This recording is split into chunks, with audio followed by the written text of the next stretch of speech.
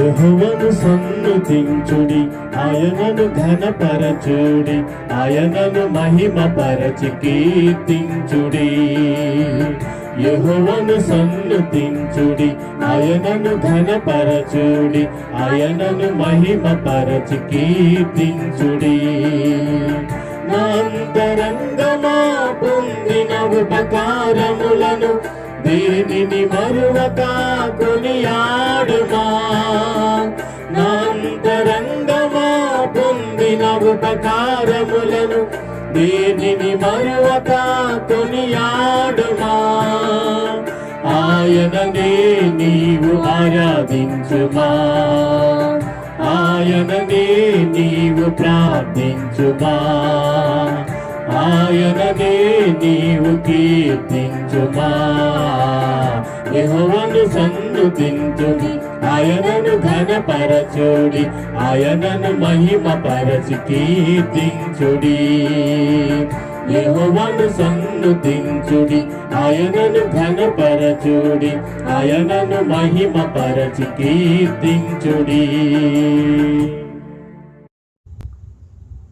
ప్రభునందు ప్రియమైనటువంటి దేవుని సంగమా, మన ప్రభును రక్షకుడైనటువంటి యేసుక్రీస్తు అనే పరిశుద్ధమైనటువంటి నామములో మీ అందరికీ కూడా ప్రభు పేరిట నిండు వందనాలు తెలియపరుస్తున్నా. ఇటువంటి అవకాశం కలిగి చేసినటువంటి దేవాతి దేవునికి కూడా మనందరి పక్షమున నిండు హృదయపూర్వకమైన వందనాలు తెలియపరుస్తున్నా. ప్రియమైనటువంటి దేవుని బిడ్డలారా, చిన్న ప్రార్థన చేసుకొని మనము వాక్య ధ్యానంలోనికి ముందుకు సాగుదాం. అందరూ కూడా తలలు వంచి కళ్ళు మూసుకొని ఈ ప్రార్థనలో ఏకీభవించాలని మనం చేస్తున్నాం. ప్రార్థన. ప్రేమ నమ్మకము కలిగినటువంటి మా ప్రియ పరలోకపు దేవ, గడిచిన కాలమంతయు కూడా నీ కృప చొప్పున సంఘములో ఉంటున్నటువంటి విశ్వాసులను వారి కుటుంబాలతో సహితము మీరు కాపాడినందులకై వందనాలు అయ్యా. ఈ దినము సజీవులుగా ఉంచారు, అలాగే ఈ జీవిత యాత్రలో ముందుకు నడిపిస్తున్నారు. వందనాలు ప్రభువా. మీరు సమకూర్చినటువంటి ప్రతి విషయమును బట్టి, మేము కలిగి ఉన్నటువంటి మా జీవితంలో ప్రతి విషయాన్ని బట్టి కూడా మర్చిపోకుండా భక్తులు తెలియపరిచినట్లుగా ప్రభువా, ఆయన చేసిన ఉపకారములలో దేనిని మరువకము అని తెలియపరిచినట్లుగా ప్రతి విషయమును బట్టి కూడా స్తుతులు, స్తోత్రములు, వందనాలు తెలియపరచుకుంటున్నాం దేవా.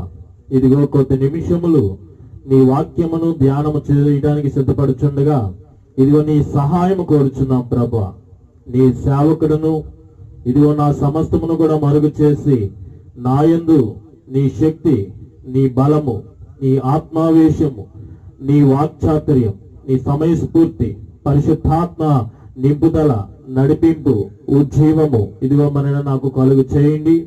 నా యందు మీరు ఉండి నీ యొక్క బిడ్డలకు ఏది అక్కరగా ఉన్నదో ఆ అక్కరలో నీ యొక్క మాట మీరే వినిపింప చేయమని మనం చేసుకుంటున్నాం. అట్లాగే వినగలిగే చెవులు, గ్రహింపు చేసుకునే మనసు, ఆ ప్రకారము జీవించే చక్కని స్వస్థ బుద్ధి నీ బిడ్డలకు దయచేయండి. ఈ వాక్య ధ్యానము నీ బిడ్డలకి ఎంతో ఆదరణ కలుగు చేసే విధముగా, ధైర్యపరిచే విధముగా, ఇహలోకపరమైనటువంటి జీవిత విధానంలో సమాధానమును కలుగు చేసే వాక్య ధ్యానముగాను, ఆధ్యాత్మిక జీవిత విధానములో ప్రభువా నిత్యరాజ్యాన్ని ఇదిగో మన చేరుకునే విధముగా నడిపించే అట్టి ధ్యానముగా కొనసాగింపు దయచేయమని, సమస్త విధముల మహిమ మీరే పొందుకోమని యేసు నామములో ఈ ప్రార్థనను అడిగి వేడుకుంటున్నాము తండ్రి, ఆమేన్. ప్రియమైనటువంటి దేవుని బిడ్డలారా, ధ్యానము నిమిత్తమైనటువంటి లేఖన భాగము చదువుకుందాము. పరిశుద్ధ బైబిల్ గ్రంథము నుండి నూతన నిబంధన గ్రంథము, పేతురు రాసినటువంటి మొదటి పత్రిక 2వ అధ్యాయము 15వ వచనము ఈ విధముగా వ్రాయబడి ఉన్నది. మొదటి పేతురు పత్రిక 2వ అధ్యాయము 15వ వచనమును అనుసరించండి. ఏలయనగా మీరిట్లు యుక్త ప్రవర్తన గలవారై అజ్ఞానముగా మాట్లాడు మూర్ఖుల నోరు మూయుట దేవుని చిత్తము. దేవుడు తన పరిశుద్ధ వాక్యమును దీవించునుగాక. ప్రియమైనటువంటి దేవుని యొక్క బిడ్డలారా, మరి ఒక మారు దేవుని యొక్క వాక్యము ద్వారా మనము మన జీవన యాత్రలో అనేకమైనటువంటి మెలకువలు నేర్చుకొని ముందుకు సాగుదాం. చదువుబడినటువంటి లేఖన భాగములో చక్కగా స్పష్టముగా రాయబడి ఉన్నది, అజ్ఞానుల యొక్క మూర్ఖపు మాటలను ఖండించుడి అని. ప్రియమైనటువంటి దేవుని బిడ్డలారా, నిజమే, దేవుని బిడ్డలుగా మనము ఈ యొక్క విషయాన్ని గుర్తెరిగి అజ్ఞానముతో మాట్లాడే వారి యొక్క మాటలను తప్పనిసరిగా ఖండించాలి. ఎందుకంటే ఈ విధానము దేవుని చిత్తమై ఉంటున్నది, దేవుని చిత్తం. కాబట్టి సమాజంలో ఇంతవరకు కూడా నేటి సమాజాన్ని ఒకసారి క్షుణ్ణముగా పరిశీలన చేస్తే వినేవారు తక్కువైపోయారు, మాట్లాడేవారు ఎక్కువైపోయారు. ప్రతి ఒక్కరు కూడా మాట్లాడేవారే. అయితే ఈ మాట్లాడేవారు అనుభవంతో మాట్లాడే మాటలు చాలా సమాజంలో తక్కువయ్యాయి. అనుభవం లేకుండా మాట్లాడేవారు చాలా ఎక్కువ మంది ఉంటున్నారు. ప్రియమైనటువంటి దేవుని బిడ్డలారా, ఈ విషయాన్ని మీకు జ్ఞాపకం చేస్తూ, ఈ దినము పేతురు భక్తుడు అలనాడు ఆదిమ క్రైస్తవులకు ఎదురైనటువంటి శ్రమలను క్రైస్తవ విశ్వాసులు సహోదరులు తట్టుకోలేక వివిధ ప్రాంతములకు వారి పారిపోయారు, చెదరిపోయారు. ఆ చెదరిపోయినటువంటి క్రైస్తవ విశ్వాసులను ఉద్దేశించి వారందరూ కూడా క్రీస్తు రక్తంలో కడుగుబడిన వారిగా దేవునికి విధేయత కలిగి ఉండులాగున పేతురు దైవ జ్ఞానము కలిగి వారికి చెప్పిన అనేక విషయాల్లో ఇది ఒకటి. చెదరిపోయిన ప్రాంతాలలో అక్కడి ప్రజలు వివిధ రూపాలలో మీతో మాట్లాడవచ్చు. అయితే దేవుని యొక్క జ్ఞానము కలిగి నేను మీతో చెప్పినదేమనగా, అజ్ఞానముతో మాట్లాడే వారి యొక్క మాటలు, వారి మూర్ఖపు మాటలను మీరు తప్పనిసరిగా ఖండించండి అని ఆ సమయ సందర్భాల్లో చెప్పబడినటువంటి ఆ వచనాన్ని నేను జ్ఞాపకం చేస్తూ, నేటి క్రైస్తవ సంఘము కూడా ఇట్టి విషయాన్ని గుర్తిరిగి సమాజంలో మెలగవలసి ఉన్నది, అనగా జీవించవలసి ఉన్నది. జ్ఞానము, అజ్ఞానము. జ్ఞానం అంటే ఏమిటి? జ్ఞానం అంటే మంచి ఏమిటో చెడు ఏమిటో గుర్తించేది జ్ఞానము. అజ్ఞానం అంటే మంచిని గుర్తించకపోవట, చెడును గుర్తించకపోవటయే అజ్ఞానము. అజ్ఞానము చీకటిని సాదృశ్యముగా కలిగి ఉంటుంది, చీకటిని సాదృశ్యముగా కలిగి ఉంటుంది. ప్రియమైనటువంటి దేవుని బిడ్డలారా, ఈ యొక్క అజ్ఞానమును కలిగి ఉన్న వ్యక్తి ఎట్టి విషయాలు ఆ జీవితంలో మనం చూడవచ్చు అని కొన్ని విషయాలు నేను మీకు చెప్పాలనుకుంటున్నాను. ముందుగా, అజ్ఞానముతో ఎవరైతే ఉంటారో వారి జీవితంలో ఈ విషయాలన్నీ కూడా క్షుణ్ణముగా పరిశీలన చేయవచ్చు. మొదటిగా, మంచి ఏమిటో చెడేమిటో వాడు గుర్తించలేడు, అజ్ఞానంతో ఉన్నవాడు. రెండవది, ఈ మంచి చెడులను గుర్తించకపోయేసరికి రెండవ విషయము వాస్తవికత, లేకపోతే నిజం అనే విషయం, లేకపోతే సత్యాన్ని తెలుసుకునే స్థితిలో ఉండడు వాడు. అజ్ఞానము ఎవరైతే కలిగి ఉంటారో ఆ అజ్ఞానము వలన వాస్తవికత, నిజము, సత్యం అనేది వారు గుర్తెరగలేరు. తద్వారా మూడవ విషయం ఏంటంటే, రెండు విషయాలు చెప్పాను. మంచి చెడ్డ గుర్తించకపోవడము, సత్యాన్ని రెండవది గుర్తించకపోవడము, మూడవది ఇట్టి క్రమంలోనే వారు మూర్ఖులుగా మారడము, బుద్ధిహీనులుగా మారడము, లేకపోతే వెర్రివారిగా వారు మరి సమాజము చేత చూడబడము జరుగుతారు. ఎప్పుడైతే సత్యాన్ని గుర్తెరగలేరు, వాస్తవికతను గుర్తెరగలేరు, నిజాన్ని వారు గమనించలేరు, వెంటనే సమాజము దృష్టిలో వారు ఎలాగో కనబడతారంటే వెర్రివారి వలె, ఒక బుద్ధిహీనుల వలె, మూర్ఖుల వలె కనబడతా ఉంటారు. నిజమే, అజ్ఞానము కలిగిన వారు మూర్ఖులే, వెర్రివారే, బుద్ధిహీనులే. ఇది మూడవ విషయముగా నేను మీకు తెలియపరుస్తున్నాను. అజ్ఞానముతో ఒక వ్యక్తి నాలుగవ విషయం గమనించాలంటే, వాడు పొందుకోవలసినటువంటి మేలులు, ఉపకారములు, అలాగే వాడి యొక్క కలిగి ఉండవలసినటువంటి వచ్చే లాభమంతా వాడి అజ్ఞానం వలన కోల్పోవడం జరుగుతుంది. ఇది 4వ విషయం. 5వ విషయము, వాడు ఇవన్నీ మేలులన్నీ కోల్పోయిన తర్వాత మరి ఒక విషయాన్ని గమనిస్తే వాడు భౌతిక పరమైనటువంటి సంరక్షణ కోల్పోతాడు, ఆత్మీయపరమైనటువంటి రక్షణ కూడా కోల్పోతాడు ఈ అజ్ఞానము ద్వారా. ఇది మరి ఒక విషయం. ఇంకొంచెం ముందుకు వెళితే అజ్ఞానం కలిగి ఉన్నవారు వారు తప్పనిసరిగా అపాయములో కూరుకుపోతారు, అపాయాలలో శ్రమల వలయములో కూరుకుపోతారు అజ్ఞానముతో. మరి ఒక విషయాన్ని కూడా జ్ఞాపకం చేస్తున్నాను. ఎప్పుడైతే అపాయంలో కూరుకుపోయారో ఇదే అజ్ఞానము ద్వారా వారు మరింతగా నిస్సహాయ, నిరాధార అంటే చీకటిలోనికి మరింతగా దిగజారిపోతారు. ఆ అపాయములో నుండి బయటికి పడే అవకాశము వారికి ఎక్కడ కూడా కనబడదు, నిరాధారముగా అయిపోతారు. వెంటనే అజ్ఞానంలో ఉన్నవాడు నాశనము, మరణము కలిగి ఉండవలసినటువంటి స్థితికి చేరుకుంటారు. అజ్ఞానం ద్వారా ఇన్ని విషయాలు మనము ఒక వ్యక్తిలో చూడగలుగుతాం. కాబట్టే ప్రియమైనటువంటి దేవుని బిడ్డలారా, పౌలు భక్తుడు ఇందు విషయమే కదా బైబిల్ గ్రంథంలో పత్రిక ఎఫెసీ సంఘానికి రాస్తూ ఆయన చెప్పబడినటువంటి మాట, ఎఫెసీ పత్రిక 5వ అధ్యాయంలో 15-16 వచనములు, క్రీస్తుని అనుసరించే వారందరికీ ఈ మాట తెలియపరిచాడు. దినములు చెడ్డవి గనుక సమయమును పోనివ్వక అజ్ఞానుల వలె కాకుండా జ్ఞానము కలిగి మీరు నడుచుకొనడి. దినములు చాలా చెడ్డవిగా ఉంటున్నాయి.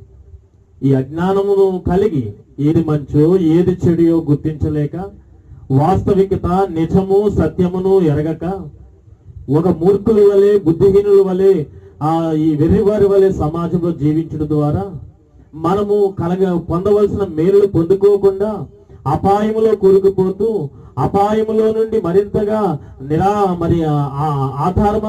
ఆధారము కలిగించే వారు లేక, ఆధారం ఏమీ లేక చివరికి నాశనమయ్యే స్థితిలోనికి వెళ్ళిపోకుండా, దినములు చెడ్డవి కాబట్టి ప్రియమైనటువంటి క్రైస్తవ సంగమా, సోదరి సోదరుడా, దినములు చెడ్డవి కాబట్టి తప్పనిసరిగా జ్ఞానము కలిగి జీవించాలి. అజ్ఞానుల వలె మనం జీవించవద్దు. అలా జ్ఞానులు ఎవరైనా నీ దగ్గరికి వచ్చి వారి యొక్క మూర్ఖపు మాటలు మాట్లాడుతున్నప్పుడు తప్పనిసరిగా దేవుని బిడ్డగా నీవు వారి మూర్ఖపు మాటలను ఖండించు. ఈ దినాన చెదరిపోయిన క్రైస్తవ విశ్వాసులకు పేతురు భక్తుడు దైవ జ్ఞానము చేత ఆ భక్తులకు ఇదే రాస్తున్నాడు, విశ్వాసులకు, మీరు అజ్ఞానుల యొక్క మూర్ఖపు మాటలను మీరు ఖండించండి. లేకపోతే మీరు కూడా వారి మాటలు వినిన ఎడల మీరు కూడా మీ జ్ఞాన స్థితిని కోల్పోయి వారి వలె మీరు అజ్ఞానులైపోతారు. వెంటనే మీకు చివరికి మిగిలేది నాశనము, చీకటి, అగాధము, మరణమే. కాబట్టి అట్టి స్థితిని మీరు కలిగి లేకుండా లాగున దినములు చెడ్డవి కాబట్టి సమయమును పోగొట్టుకోకుండా అజ్ఞానుల వలె కాకుండా జ్ఞానుల వలె మీరు నడుచుకోవాలి. ఈ జ్ఞానం ఎలా వస్తుంది? బుద్ధియు జ్ఞానము సర్వ సంపదలు ఆయన యందు గుప్తమై ఉంటున్నవి కదా ప్రభునందు. కాబట్టి మనం ఆ విషయాన్ని దేవుని యొద్ద ఈ జ్ఞానము దొరుకుతుందని చెప్పి ఆ దేవుని దగ్గర నుండి పొందుకునే విధానం ఎలాగంటే యెహోవా యందు భయభక్తులు కలిగి ఉంటే జ్ఞానమునకు మూలము. కాబట్టి ప్రియమైనటువంటి దేవుని బిడలారా, ఆయన దగ్గర జ్ఞానము దొరుకుతుంది. జ్ఞానమునకు కర్త ఆయన. కాబట్టి ఆయన దగ్గరికి వెళ్ళి భయభక్తులతో యాకోబు పత్రిక మరి ఒకసారి యాకోబు భక్తులు తెలియపరిచాడు. 1వ అధ్యాయం 5వ వచనంలో, మీలో ఎవరికైనా జ్ఞానము కొదువుగా అనేలా వాడు దేవుణ్ణి అడగవలెను.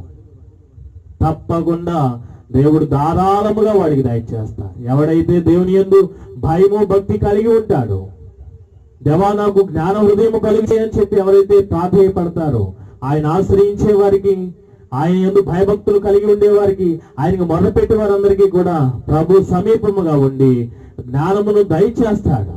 ప్రియమైనటువంటి దేవుని బిడ్డలారా, సొలొమోను ఆ విధముగానే వారి తండ్రి గారు దావీదు గారు పరిపాలన, వారు లోకులందరూ పోవలసిన మార్గంలో వెళ్ళిపోయినప్పుడు చివరికి దేవుని యొక్క ప్రజలను ఏలుబడి చేయడానికి యుక్త వయసులో అనుభవం లేనప్పుడు దేవా నీ ప్రజలను నేను పాలించడానికి జ్ఞానము దయచేయనప్పుడు ఆయన అడిగాడు కాబట్టి, దేవుని యందు భయముచ్చు కలిగి ఉన్నాడు కాబట్టి సొలొమోను వెంటనే దేవుడు యెహోవా సొలొమోను ప్రార్థన విని చక్కని జ్ఞానాన్ని ఆయనకి దయచేస్తాడు.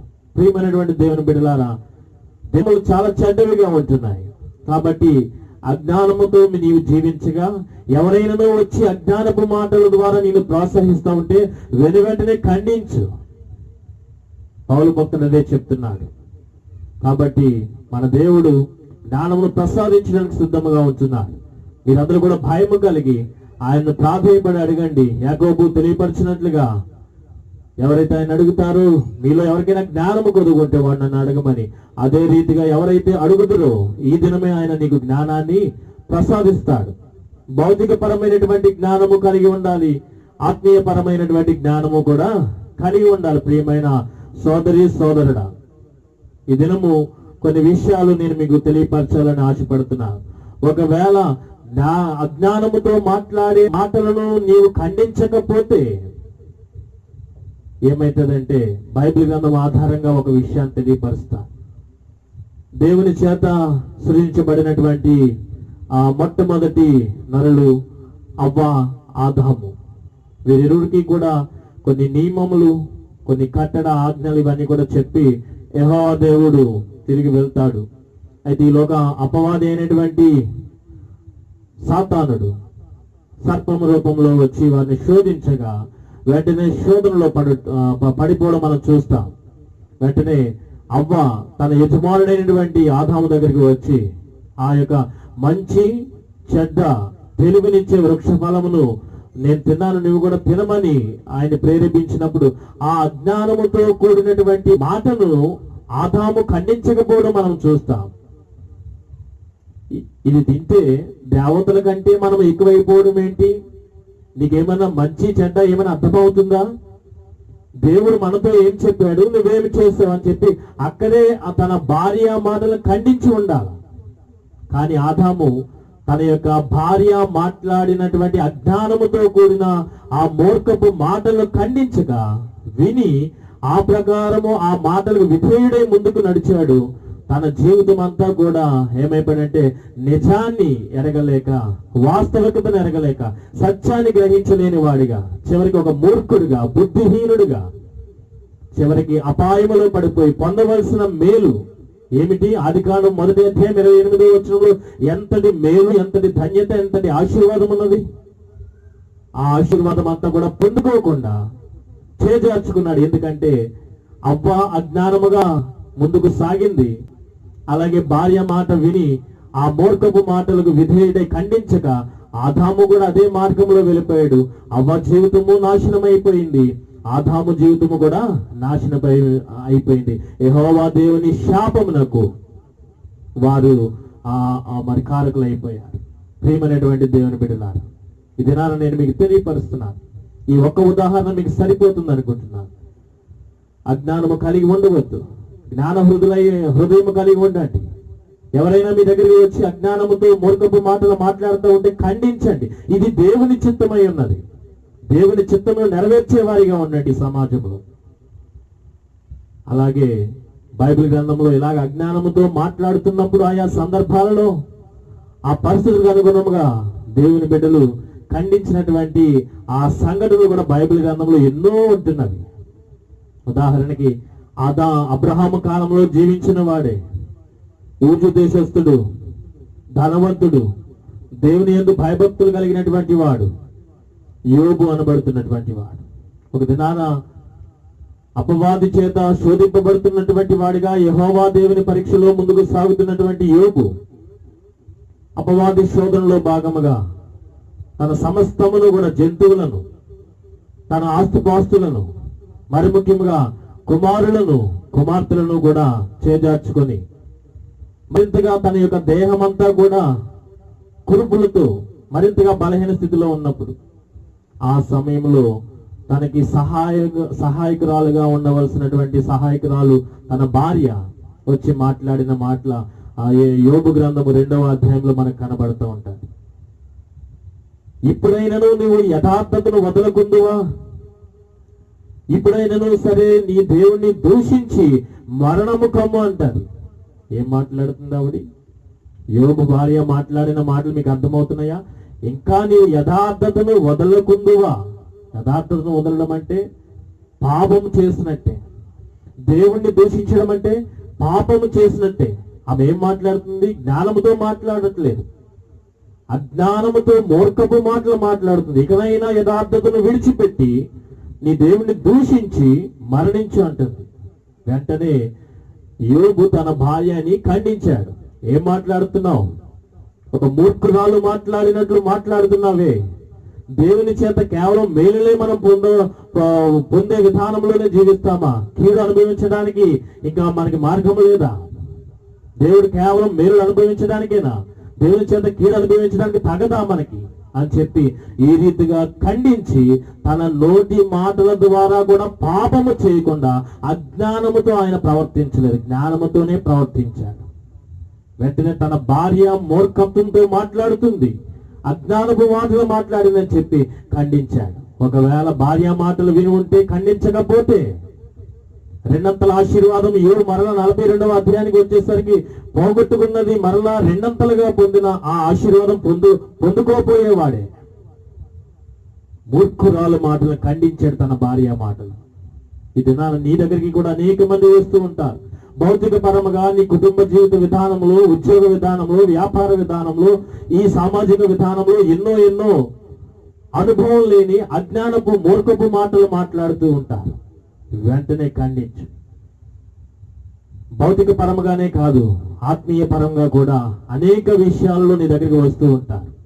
ఏవేవో అనుభవం లేని మాటలు మాట్లాడుతూ ఉంటారు. వారి జీవితంలో లేని, వారి కుటుంబంలో లేని మాటలు నిన్ను చేయమంటూ ఉంటారు. ప్రియమైన దేవుని బిడ్డలారా, వెంటనే వాటిని ఖండించు. యోబు తన భార్యని ఖండించినట్లుగా నీవు కూడా మూర్ఖముగా మాట్లాడే అజ్ఞానుల మాటలను ఖండించాలి. ఇది దేవుని చిత్తము. యోబు ఆ రీతిగా ఖండించడం ద్వారా రెండంతల ఆశీర్వాదాలు పొందుకున్నాడు.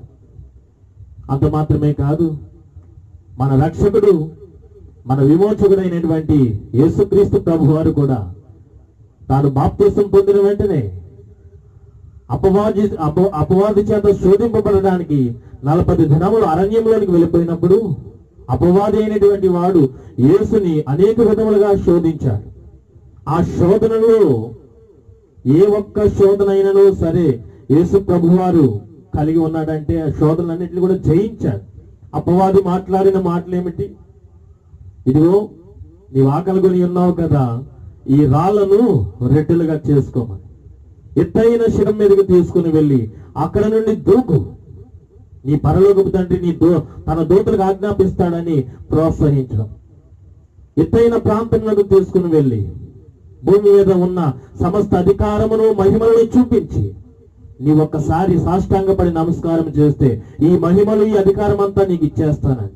ఈ శోధనలన్నీ కూడా వినినప్పుడు ప్రతి శోధనను కూడా యేసుక్రీస్తు వారు తన యొక్క తండ్రి మాటలను చెబుతూనే ఖండించాడు. అజ్ఞానంతో మాట్లాడుతున్నావే, నేను వచ్చిన పని ఏమిటి? నేను ఈ లోకానికి వచ్చింది నీ యొక్క చిత్తంలోకి లోపడడానికి కాదు. అపవాది, సాతానా, నేను నా తండ్రి చిత్తమును నెరవేర్చడానికి వచ్చాను గాని నా తండ్రి మాట వింటానే గాని నీ మాట నేను ఎందుకు వింటానని చెప్పి వెంటనే ఖండించాడు. ప్రతి శోధనలు కూడా సాతానా ఇక్కడ నుండి వెనుకకు పో అని చెప్పి సాతానుని పోమన్నప్పుడు సాతానుడు ఇంకా ఓడిపోయి అక్కడ నుండి వెళ్ళిపోవడం చూస్తాం. ఖండించాడు, అజ్ఞానపు మాటలను ఖండించాడు యేసు ప్రభు వారు కూడా. కాబట్టి తనకు తానుగా మహిమపరచబడ్డాడు, తండ్రి చేత మహిమపరచబడ్డాడు, తండ్రి కూడా మహిమ కలిగించాడు యేసు ప్రభు జీవిత విధానంలో. ఇది మరి ఒక రెండవ విషయాన్ని మీకు తెలియపరుస్తున్నాను. మూడవ సందర్భం మరి ఒకటి మీకు తెలియపరుస్తున్నాను.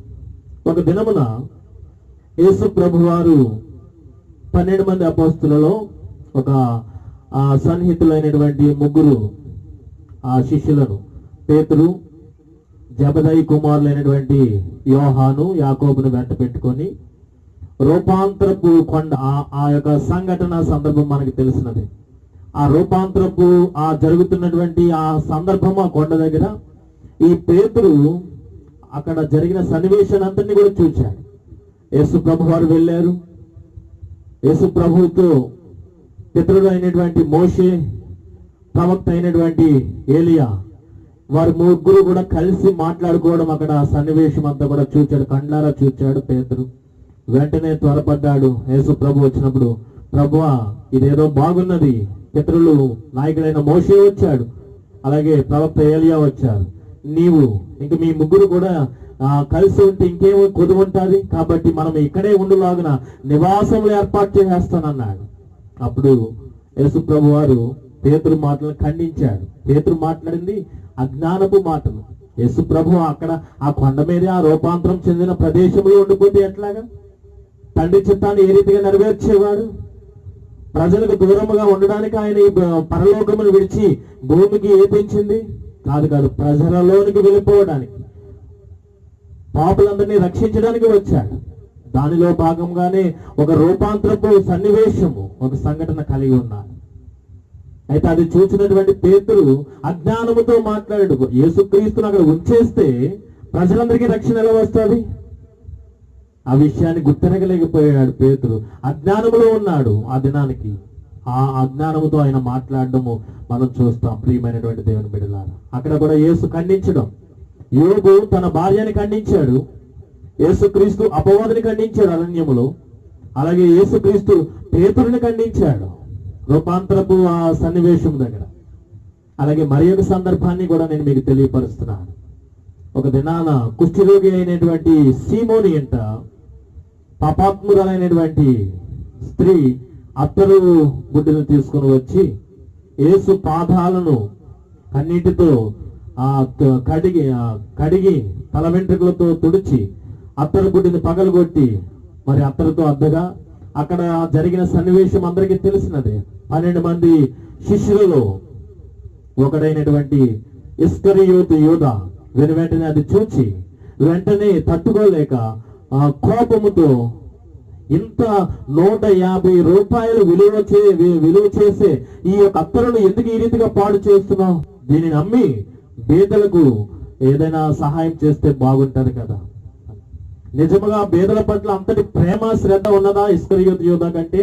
లేదు. అయితే అక్కడ జరుగుతున్నటువంటి కార్యం యేసు ప్రభు చెప్తాడు, ఇది నా భూస్థాపితము కొరకైనటువంటి సాదృశ్యముగా ఇది చేయబడుతుందని. ఆ విషయమును గమనించలేకపోతున్నాడు. యేసు ప్రభు యొక్క మరణ ఆ యొక్క సంఘటన కొరకు యేసుక్రీస్తును సిద్ధపరిచే కార్యక్రమం అది. అయితే ఆ సిద్ధపాటునే వద్దంటున్నాడు ఈ యూదా ఇస్కరియోతు. అతగాడికి డబ్బు మీద ఉన్నటువంటి శ్రద్ధ యేసు సిద్ధపాటులో కనపరచకపోవడము అజ్ఞానం. వెంటనే ఆ అజ్ఞానపు మాటలను యేసు ప్రభువారు యూదాని ఖండించాడు, అపవాదిని ఖండించాడు. యేసు రూపాంతరపు సన్నివేశంలో పేతురుని ఖండించాడు. అలాగే కుష్ఠరోగి అయినటువంటి సీమోని అంట యూదా ఇస్కరియోతు మాట్లాడిన మాటలను ఖండించాడు యేసు ప్రభువారు. మరి ఒక సందర్భంలో కూడా ప్రియమైనటువంటి దేవుని బిడ్డలారా, యేసుక్రీస్తు ఇంకా అప్పగింపబడే సమయం సమీపమై ఉన్నది.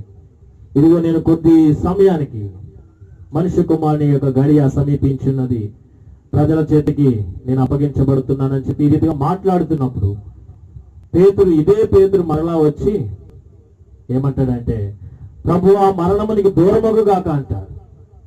ఏం మాట్లాడుతున్నాడు పేతురు? యేసు ప్రభు ఈ లోకానికి వచ్చిందే సమస్త ప్రజల ఆ పాప పరిహారము నిమిత్తము, వారి యొక్క పాప విడుదల నిమిత్తము, రక్షణ నిమిత్తము ఆయన మరణించడం కొరకు ఈ లోకానికి వచ్చాడు.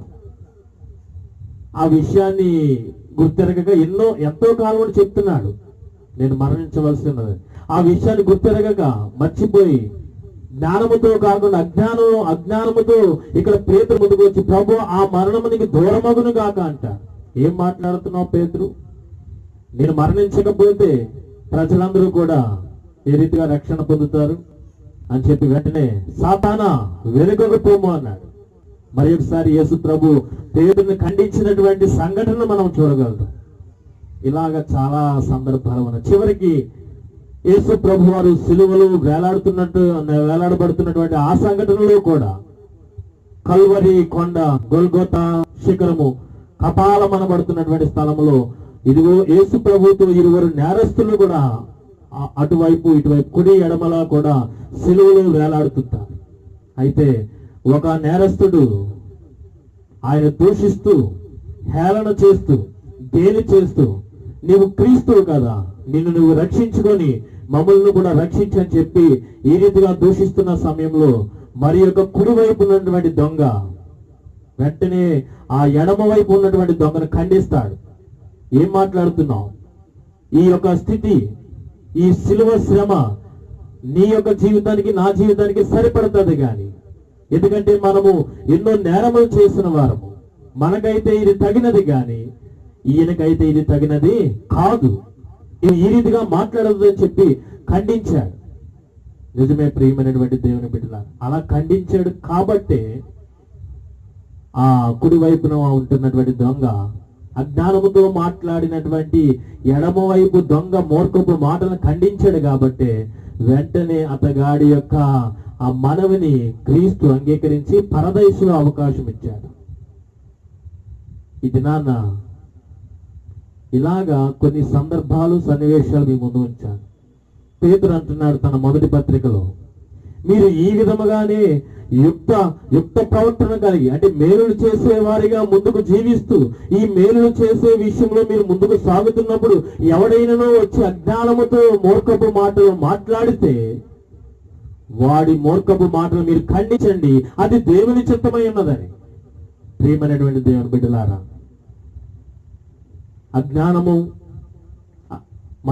మనలోని వెళ్ళగొట్టాలి. మనము జ్ఞానమైన స్థితిని కలిగి ముందుకు సాగుతున్నప్పుడు, యుక్త ప్రవర్తన కలిగి మేలు చేయవారుగా ముందుకు సాగుతున్నప్పుడు, క్రీస్తు బిడ్డలుగా ముందుకు సాగుతున్నప్పుడు అనుభవం లేనటువంటి అనేక మంది అజ్ఞానులు ముందుకు వచ్చేసి భౌతిక పరముగా ఆత్మీయ పరముగా ఏ నేపథ్యంలోనైనా ముందుకు వచ్చి అనుభవం లేని ఆ మాటలు, అజ్ఞానపు మాటలు, మూర్ఖపు మాటలు, బుద్ధిహీనత కలిగిన వెర్రి మాటలు మాట్లాడుతూ నిన్ను ప్రోత్సహిస్తూ ఉంటే వెనువెంటనే ఇదిగో ఒక యోబు ఖండించినట్లుగా తన భార్యను, ఒక యేసు అపవాదిని ఖండించినట్లుగా, ఒక యేసు పేతురు రూపాంతరపు కొండ మీద ఖండించినట్లుగా, ఒక యేసు ప్రభువారు పేతురును అప్పగింపబడుతున్న సమయంలో ఖండించినట్లుగా, ఒక యేసు ఆ యూదా ఇస్కరియోతును ఖండించినట్లుగా, కల్వరి కొండ మీద ఎడమవైపు ఉన్నటువంటి దొంగను కుడివైపు దొంగ ఖండించినట్లుగా ఈ దినాన నీవు కూడా అజ్ఞానముతో మాట్లాడే వారి యొక్క మాటలు నీవు ఖండించు. ఎందుకంటే అజ్ఞానము అనేది, అజ్ఞానపు మాటలు నిన్ను చీకటిలోనికి నడిపిస్తాయి. అజ్ఞానముతో మాటలు మంచి ఏమిటో చెడు ఏమిటో తెలియలేని మాటలు అవి. నిజస్థితిని, వాస్తవికతను, సత్యాన్ని కనుమరుగు చేసే అజ్ఞానపు మాటలు అవి. నీవు పొందే మేలులు పొందనివ్వకుండా నీకు కీడు తలపించే మాటలు అవి. నీకు సంరక్షణ రక్షణ లేకుండా చేసే మాటలు అవి. అపాయములోనికి నేను నెట్టివేసే మాటలు అవి. నీకు ఆధారమేమీ లేకుండా నిరాశ్రయుడిగా చేసే అజ్ఞానపు మాటలు అవి. నిన్ను చీకటిలోనికి, నాశనంలోనికి, మరణంలోనికి నడిపించే మాటలు ఆ జ్ఞానపు మాటలు. కాబట్టి ఈ మాటలను గుర్తిరిగి ఈ అజ్ఞానపు మాటలు ఎవరైతే మాట్లాడుచున్నారో వారి ఈ విషయంలో చాలా జాగ్రత్త. సంగమా విశ్వాసి ఖండించాలి. ఖండించిన నాడే నీవు ఒక వెలుగుగా, వెలుగు సంబంధంగా జీవించగలుగుతావు. అజ్ఞానము చీకటికి సాదృశ్యము, వెలుగునకు సాదృశ్యం. అజ్ఞాని ఖండించినప్పుడే నీలో ఉన్న జ్ఞానము మరింతగా పెంపొందించబడుతుంది, వెలుగు సంబంధంగా ఉండగలుగుతాం. ప్రియమైనటువంటి దేవుని బిడ్డలారా, అదే పేతురు కోరుకుంటున్నాడు. చెదరిపోయిన క్రైస్తవ ఆ విశ్వాసులకు, ఆయా ప్రాంతంలో ఉన్నవారు ఏవేవో మాటలు చెప్తున్నారు. ఆ మాటలు అజ్ఞానపు మాటలు. మీరు ఆ మాటలు విని క్రీస్తుకు విధేయులు కాకుండా అజ్ఞానముతో ముందుకు వెళ్ళిపోయినట్లయితే క్రీస్తు రక్తంలో కడుగుబడినటువంటి మీరు మీ జీవితాన్ని చీకటిలోనికి నడిపించుకున్న వారిగా అయిపోతారు, నశించిపోతారు, మరణించిపోతారని చెప్తున్నాడు. నీ జీవితంలో కూడా ఇలాంటి ఎన్నో సంఘటనలు ఎదుర్కొని ఉంటావు కదా. మన సంఘంలో కూడా చూస్తూ ఉంటాం. దేవాలయానికి ఎందుకులే, బైబిల్ వాక్యమే చెప్తుంది కదా, ఎక్కడ 2-3 కూడి నా నామములో ప్రార్థన చేస్తారో అక్కడ నేను ఉంటానని సెలవిచ్చిన దేవుడు దేవాలయంలోనే ఉంటాడా, మన ఇంట్లో ప్రార్థన చేసుకుంటే ఉండడా అని చెప్పి ఈ రీతిగా అజ్ఞానపు మాటలు, అది ఏ సందర్భంలో చెప్పాడు యేసు ప్రభు వారు? అది ఏ విధముగా నీవు అన్వయం చేసుకుంటున్నావు? అనుభవం లేదు ఆ యొక్క వాక్యం మీద, అజ్ఞానంతో మాట్లాడుతూ ఉంటారు. బైబిల్ వాక్యమే ఉన్నది కదండి, ఎక్కడ ఇద్దరు ముగ్గురు కూడి ప్రార్థన చేసుకుంటే అక్కడ దేవుడు ఉంటాడని. అది అజ్ఞానం. దేవాలయము విషయంలో అంతా ఆ జ్ఞానము లేనటువంటి వైఖరి. దేవాలయం విషయంలోనే కాదు, యాజకుల విషయంలో కూడా అజ్ఞానంగా చాలా ప్రవర్తిస్తూ ఉంటారు. యాజకులు చేయవలసినటువంటి ముఖ్యమైనటువంటి సమయ సందర్భాలలో ప్రార్థనలు వారి గృహాల్లో వారే చేసేసుకుంటా ఉంటారు. అనుదిన ప్రార్థనలు, వ్యక్తిగత ప్రార్థనలు, కుటుంబ ప్రార్థనలు మీకు మీరుగా చేసుకోండి. కానీ ఒక ప్రత్యేకమైన విషయాలు దేవుడు మిమ్మల్ని ప్రేమించి ఒక్కొక్క ఆశీర్వాదం ఇస్తున్నప్పుడు అలాంటి ప్రత్యేక సమయ సందర్భాల్లో యాజకుడి చేత చేయవలసినటువంటి ప్రార్థన మీరే చేసేసుకుంటా ఉంటారు. అది అజ్ఞానము.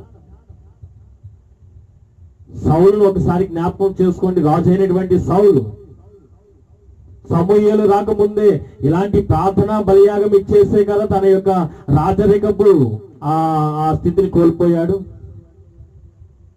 ఎవరి పని వారు చేసుకోవాలి. దేవాలయం విషయంలో జ్ఞానం ఉండదు. ఎక్కడ చేసుకున్న ప్రార్థనే అంటావు, అది అజ్ఞానం. యాజకులు చేయవలసిన పని నీవే చేసేస్తావు, నా ప్రార్థన దేవుడు వినడా అంటావు, అది నీ అజ్ఞానం.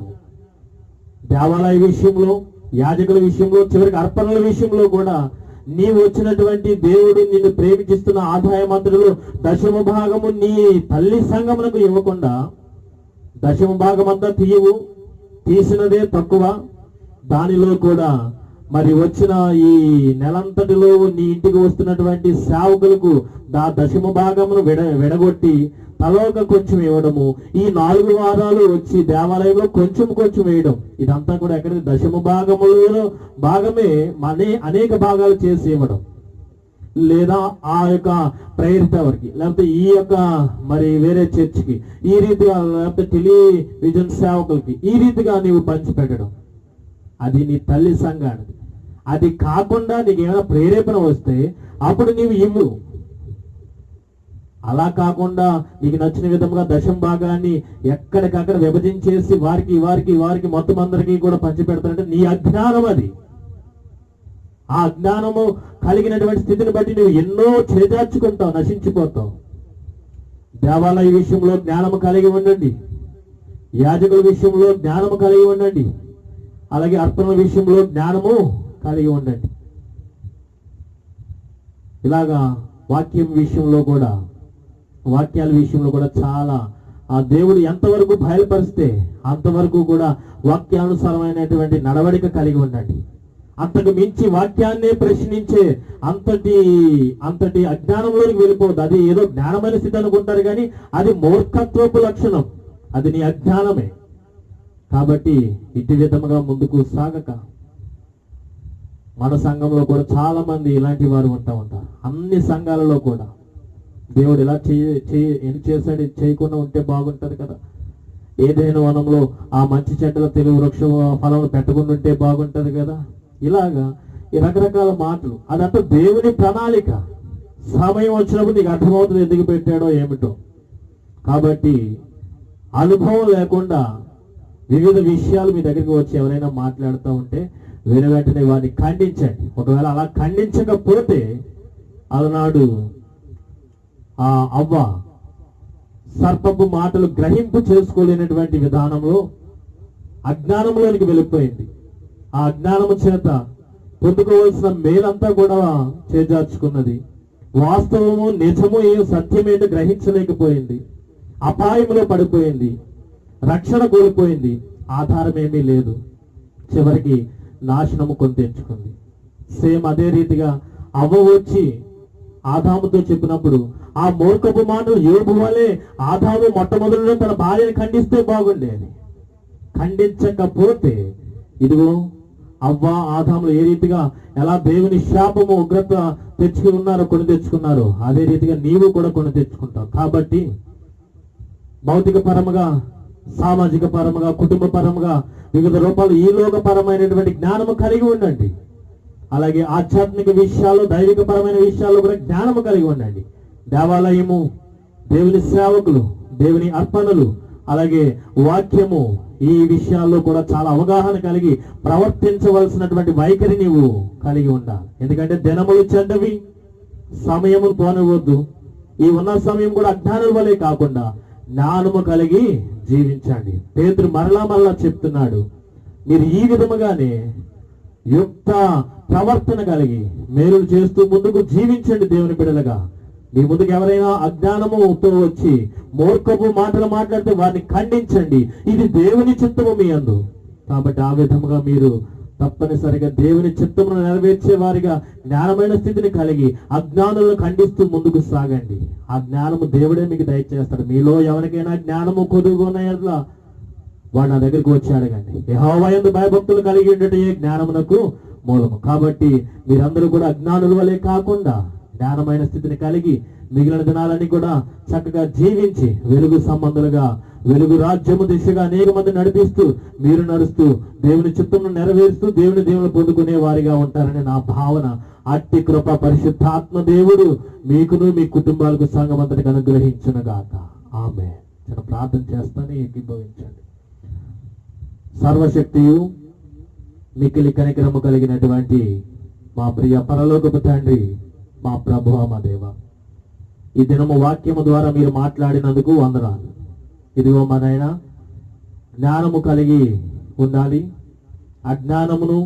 అజ్ఞానముతో కూడినటువంటి మూర్ఖపు మాటలు ఎవరైనా మాట్లాడితే వారిని ఖండించాలి. ఇది దేవుని చిత్తమని. కాబట్టి వినిన వాక్య ప్రకారము నీ చిత్తమును నెరవేర్చే బిడ్డలుగా నీ బిడ్డలందరూ కూడా జీవించి జ్ఞానమైన స్థితిని కలిగి నిన్ను సంతోష పెడుతూ తుదకి నీ యొక్క రాజ్యంలో ప్రవేశించే అట్టి కృప దయచేయమని. ఎవరు ఎటువంటి విధమైన ఆశలతో ఆకరణలతో ఉన్నారో వారి హృదయ వాంఛలు, వారి వ్యక్తిగత కుటుంబాలు కూడా తీర్చండి. ఆరోగ్య, ఆహార, వస్త్ర, నివాస, వ్యాపార, అలాగే జీవనోపాధి, వృత్తులు, రాకపోకలు ప్రతి విషయంలో నీ సహాయం మెండుగా దయచేయండి. ఆధ్యాత్మిక జీవితంలో కూడా నీ యొక్క మెండైన దీవెనలతో వీరిని తృప్తిపరచమని, ఈ మనవలను అంగీకరింప చేయమని యేసు క్రీస్తు ఘనమైన నామములో ఈ ప్రార్థనను అడిగి వేడుకుంటున్నాము తండ్రి. ఆమేన్. మన పరమ తండ్రి అయిన దేవుని ప్రేమ, మన ప్రభువును రక్షకుడైనటువంటి యేసు క్రీస్తు వారి యొక్క కృప, పరిశుద్ధాత్మ దేవుని యొక్క అన్యోన్య సహవాసము, సకల ఆశీర్వాదాలు, దీవెనలు మీకును మీ కుటుంబాలకి సదాకాలము తోడుగా ఉండును గాక. ఆమేన్. వందనాలండి. మీకు సమాధానము కలుగును గాక.